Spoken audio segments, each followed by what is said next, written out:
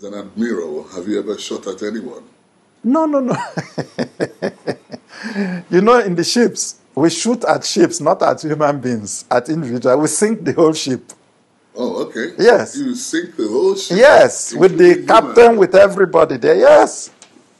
So it's not like the army where we shoot man to man. No, we sink the whole ship. We talked about coronavirus. Yes. And you appear to know a lot about it in your military days. I mean, how is that so?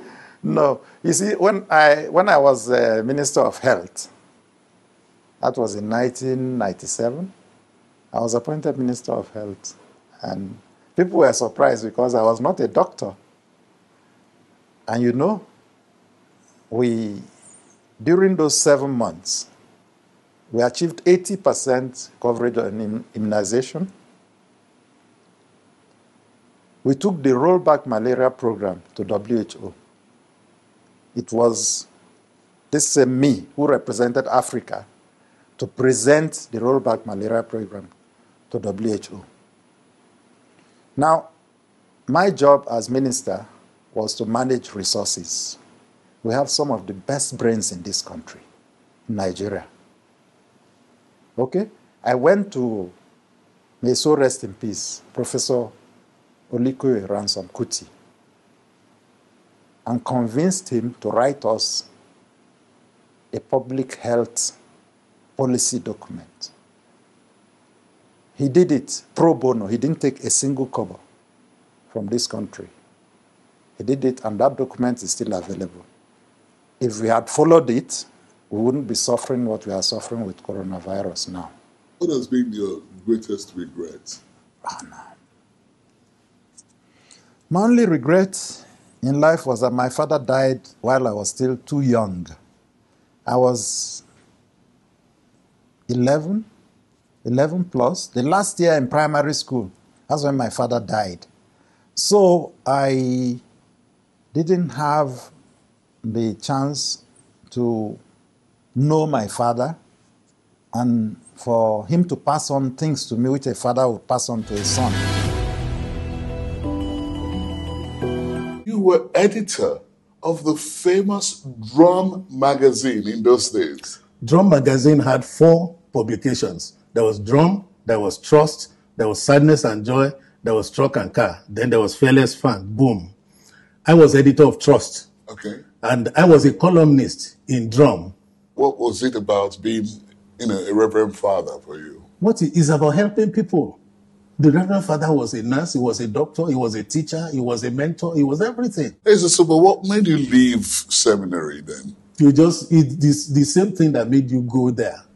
You just find out one day, you just say, wait a minute, is this what I really want to do? In the seminary, you're not allowed to go close to women. Could that be one of the reasons you chose to? No, those are ephemeral. Those are not the real. You're talking of a spiritual life, a life of helping people, a life of selflessness. That is the list of your problems in the seminary. I always hear, get the right leadership. What formula are you going to use to get the right leadership? It's advocacy. Thank God we're talking about it now. If we don't start talking about it now, it will never happen. But we've been talking about this for years. Yes. Right leadership, right? Yes, but you see, each person acts within his own milieu, where your own area of influence. If all of us decide to do something from our own various areas of influence, it will change. But you see, we sit back and wait, and the dregs of society capture power.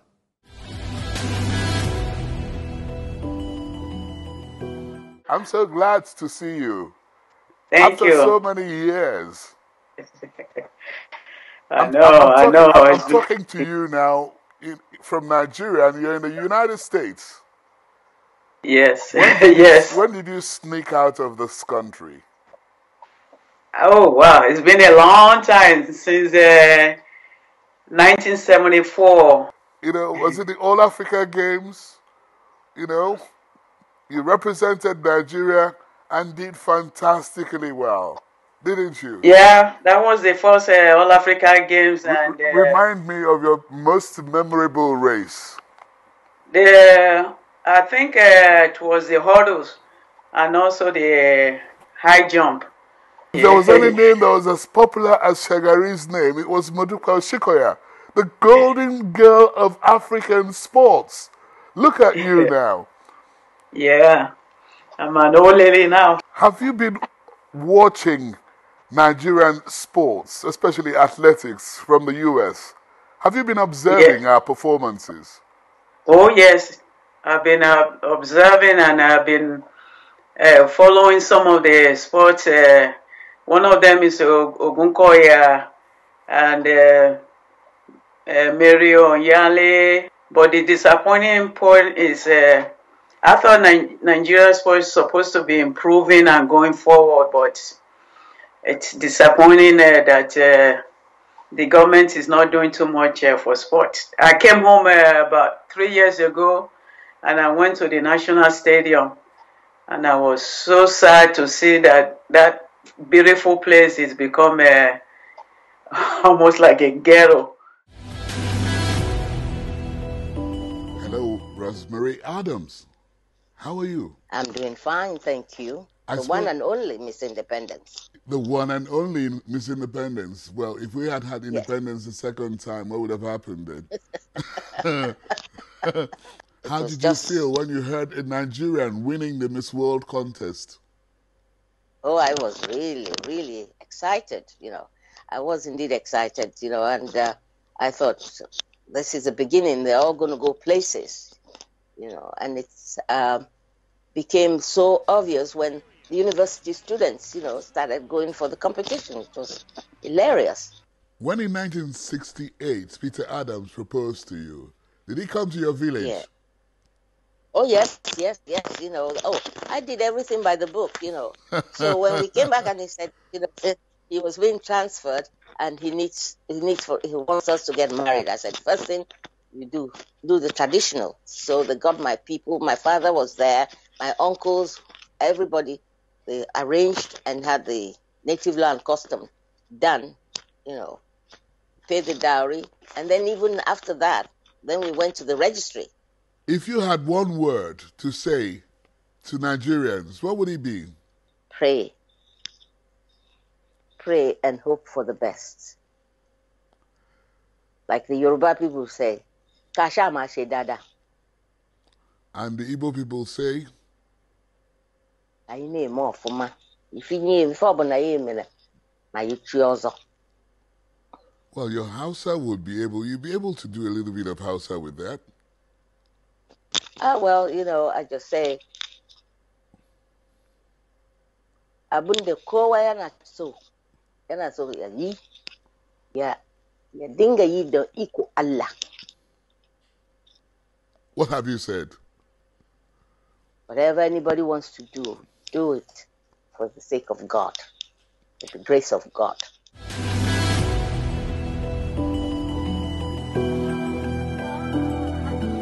Apparently, relaxed. The last time I saw you, there was no beard on your face.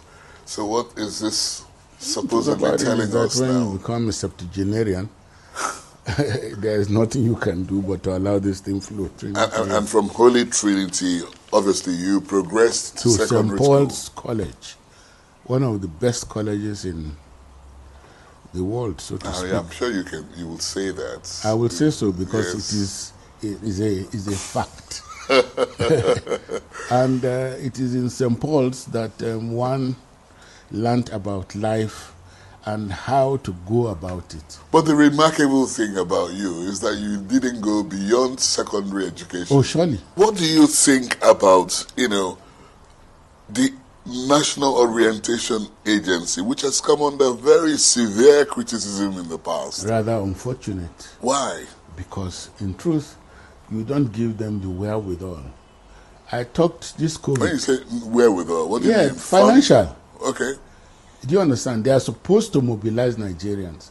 They are supposed to take Nigeria. I mean, if you are going to elect, National Orientation Agency is the next port of call outside any organization. It's the next port of call for mobilization and enlightenment. But all these other organizations keep on the funds for that. Don't forget, if National Orientation makes a jingle today, it also pays for it like anybody else. What has been the biggest change in your life? Getting to 70, 71, 72. Are you going to change your looks? But my look is already changed because before I was 70, I didn't have this. And you're not going back on that? No, I think you're not going to shave that anymore. Yeah, because of the cost implication.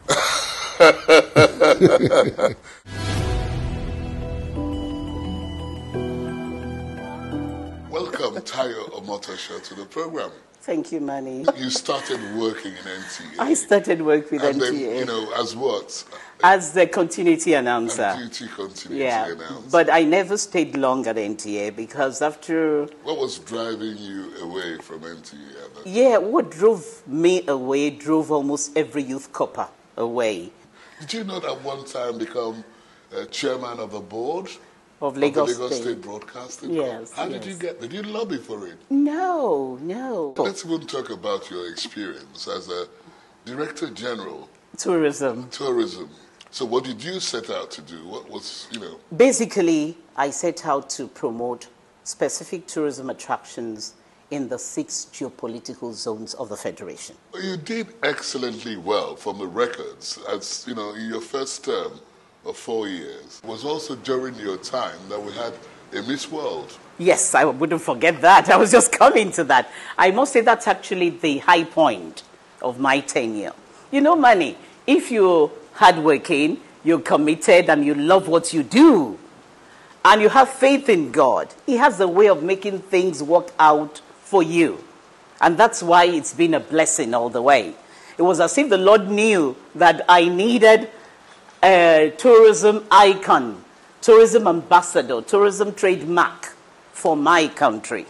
And that was the time the most prestigious beauty pageant in the world was won by an African. Were you there? Of course, in London. General David JEMIBEWON, welcome to the program. Thank you very much. You had a pair of glasses that everybody wanted to wear. I couldn't afford it at that time. It was called JEMIBEWON, and that's what you're wearing now, isn't it? It couldn't have been this particular glass. Yeah, okay. But to be honest with you, I wasn't conscious of it. I had people saying it, and I didn't set out to promote myself or the eyeglasses. It just happened that way. Did you see yourself becoming a governor at any point in time? Or was it just something that just came on your laps and you had to face it? Thank you very much. I didn't see myself as becoming a governor because I didn't join the army with the objective of being a governor. What were your good experiences in the military, having, retired now? I will encourage military training for all Nigerian youth. However, with the situation today, I am not really sure if we stand a chance of gaining full benefit of compulsory military service. Because it seems to me that our country has been messed up politically. And at that time, really, I can't imagine, not because I happen to have a military background, but I'm not too sure that we ever had the type of corruption we have today, both in the civil and the military. What do you think is responsible for that? It's a very good question. I think it's greed. What are the sort of things that people will see today and say, this is one of the legacies David JEMIBEWON left behind for Oyo State, or the people of that region? That's a very good question. First, road safety in Nigeria. If people want to be fair, I don't know how they could write the history of Federal Road Safety Commission without mentioning my name. With children. It's a pleasure having you on the program. Thank you so very much indeed. I know a friend told me the first time he saw you on television, it was about your eyes. Oh, wow. Is that yes or no? Well, I've heard people say that, but I paid no heed. At the NTA, you had a little bit of back and forth, you know. You were a news presenter for many years, I was indeed. And then suddenly you returned to become director of programs. Executive director of programs, yes. I'd been in news all my life, to be honest. I joined as a news editor. Television, especially news presenters, yes. They always fall short of names, of pronunciation of names of people, places, and the rest of it. Yes. How did you cope when you started? Well, one of the things I am gifted with is languages. I speak 7. You do? Yes. Yoruba is one of them. Namely? I speak Yoruba. I speak Igala, which is mine. I speak Igbira, which is my mom's. I speak Tiv. I grew up in Benue for nearly 10 years. So I speak Tiv. I went to French school, so I took some French. I speak a bit of Swahili. Who is this person in front of me? Now listen. Welcome, Solomon Ehigiato Arase. Thank you for having me. I'm glad to have you here. Well, it's good to know that you had left the police force. I should have been saying something like that. There are not too many people in the police force that I remember or know of as articulate as you are. I think it had to do with my background. I am from, my mother was a school teacher. Well, I mean, the negative perception in the police force. No. You see, every organization have, you know, they have issues that they contend with.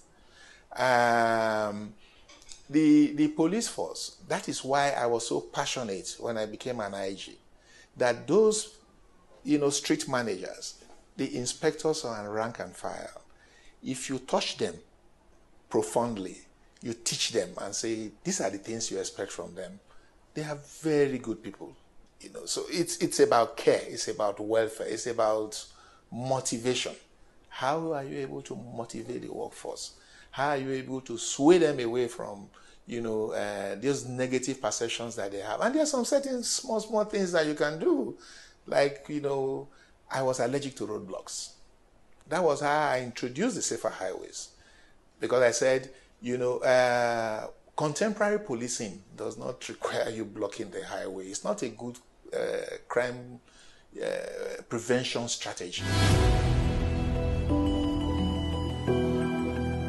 I get confused. What is your real name? I don't have a real name. Because when you say real name, means there's a fake name. Oh, well, I have a baptismal name. Okay. ANAYO Modestus ONYEKWERE. ANAYO Modestus ONYEKWERE. Yes. Okay. Kanayo or Kanayo. That's what is on your passport? Yeah, that's what's on my passport. Okay. Yes. All right, but most people say you are KOK. And I'm KOK. You're still KOK. Kanayo or Kanayo is my professional name. Which do you prefer? Both.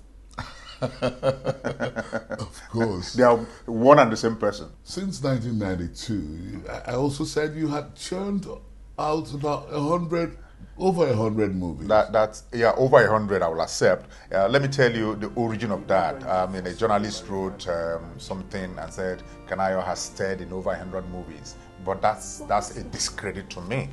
Because from 1992 to now, I've done over 300 movies. What's your view about where things are going in this country?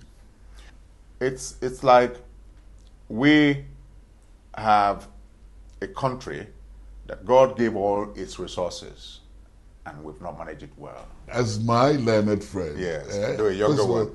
I will say congratulations. Thank you. On that achievement. Thank you. It was bold of you. Thank you. It was very determined of you. And I'm happy that you achieved that goal. Well, looking forward, you know, what do you see yourself in the legal profession? I believe that the legal profession in Nigeria deserves a pride of place in the temple of justice. We must all contribute our quota individually and collectively to ensure that the truth and justice does not need to weep when men decide the future of other men and their nations.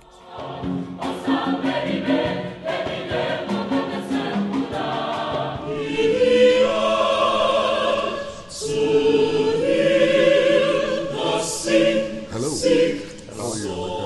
I'm fine, man. Good to see you again. So you agree with me? You actually disobeyed your parents. Is it disobedience? Was that the first time you're disobeying your parents? No, do you really call it disobedience? Well, they suggested to me. It's a suggestion. I'm sure you're talking about a career in music. Yes. Yes.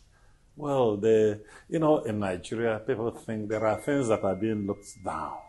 I think everybody must be an engineer, a doctor, this and that. And there you were, a young village boy. I was in a choir in your village. Yeah, that's consumed by music that you sang in the choir. I sang in a choir in my village church. And you were not going to look back again when it was time for admission into university. Yes, and also in secondary school I went to, I was also in the choir and I had the opportunity of learning or teaching myself how to play the harmonium then. So I was totally engulfed in this good sound of music, and there was no going back. And since you made that decision, you have been flying Nigeria's flag all over the world. That is true. What's your feeling about this country? My feeling is that we still have a long way to go. At 60. Are you going to be part of it? Well, I've played my part. My part is to take this. In fact, what we do actually is to rebrand this country outside. It is a sacrifice. At no support. We're not having support. In some of the places we are surprised, are these Nigerians? These are not what we hear of Nigerians. These countries are people who are cultured, and music we represent is exemplifying, what it refines you, okay? So when people hear us sing, our people are Nigerians so refined as this. Welcome to the program, Dr. Tom Adaba. Thank you very much. You became the first Director General of the National Broadcasting Commission. What was it like for you when you moved into the National Broadcasting Commission? That wouldn't be a very, unique environment for you? It was. It was very unique in the sense that... So what was it like? I had no reference point whatsoever, nothing to look up to say, okay, that institution is there, I can copy from. What's your opinion of the recent protests going on all over the country? If everything were all right, we wouldn't have any cause for protest. Those who came out representing all the others who didn't have the courage to stand out and say, what is being done is wrong.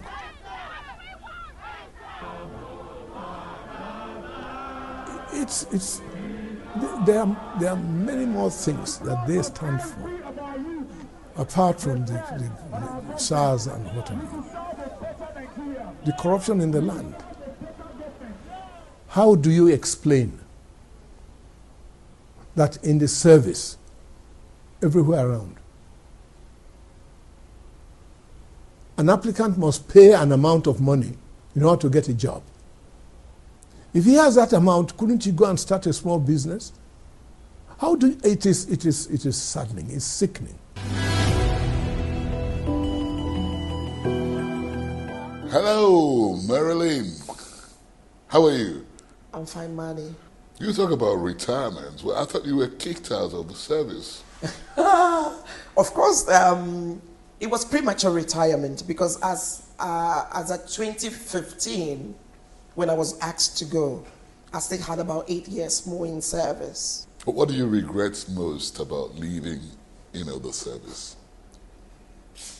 The uncharitableness that we get. People are so uncharitable. They never remember the sacrifice that you make. They never recognize it. What do you think you're best remembered for? For informing the Nigerian people about their own security and safety, being security conscious. because we were in an era where there was a new trend of threat.